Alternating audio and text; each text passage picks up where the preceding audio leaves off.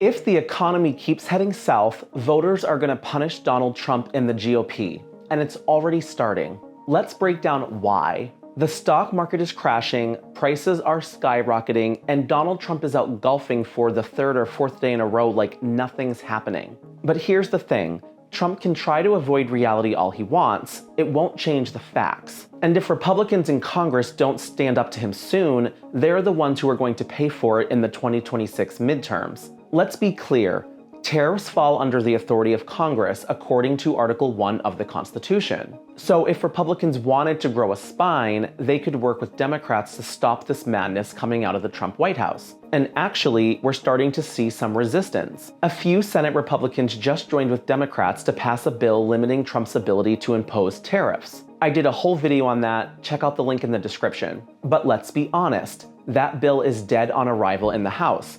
Speaker Mike Johnson won't even bring it to the floor. Still, the Republican discomfort is growing. Ted Cruz went on TV and said he sees tariffs as a tax on consumers and that he opposes that. John Kennedy, a Republican senator from Louisiana, said if the tariffs aren't temporary, they're going to need to, quote, recalibrate. Rand Paul's spoken out too. You're starting to see cracks forming in the GOP. But here's what really stands out to me.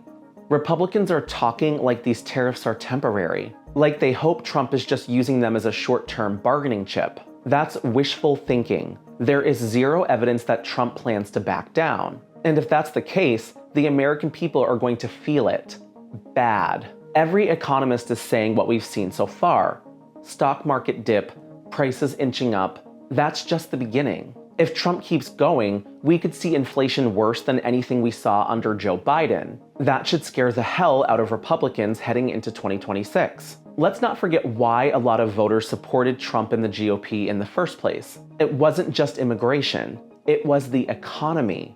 And so far, Trump is flopping. His approval rating on the economy is down to 37%, his lowest since returning to office. Why?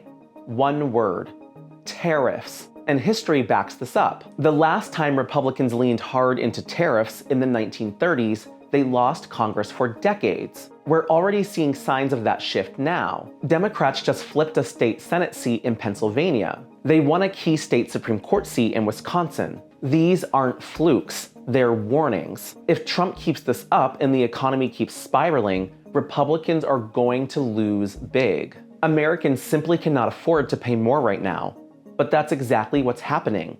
And it's only going to get worse. Everything at Walmart, everything on Amazon, everything at Target, groceries, essentials, everything is going to cost more. Now here's the big question.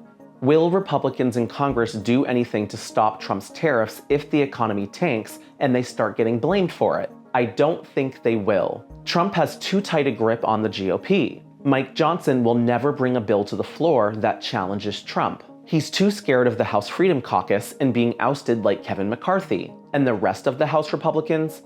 They're all up for re-election in 2026. If they cross Trump, he'll just endorse their primary challengers and boom, they're gone. So they'll fall in line, even if it costs them everything. But I'm telling you right now, if this economy keeps sliding, if inflation spikes, if we hit a recession like economists are warning about, voters will punish the GOP in 2026. There's no doubt in my mind. That's it for today's video. If you're into straightforward, no fluff political coverage, hit that like button and subscribe to the channel. I'm Addison Voss, and I'll see you in the next one.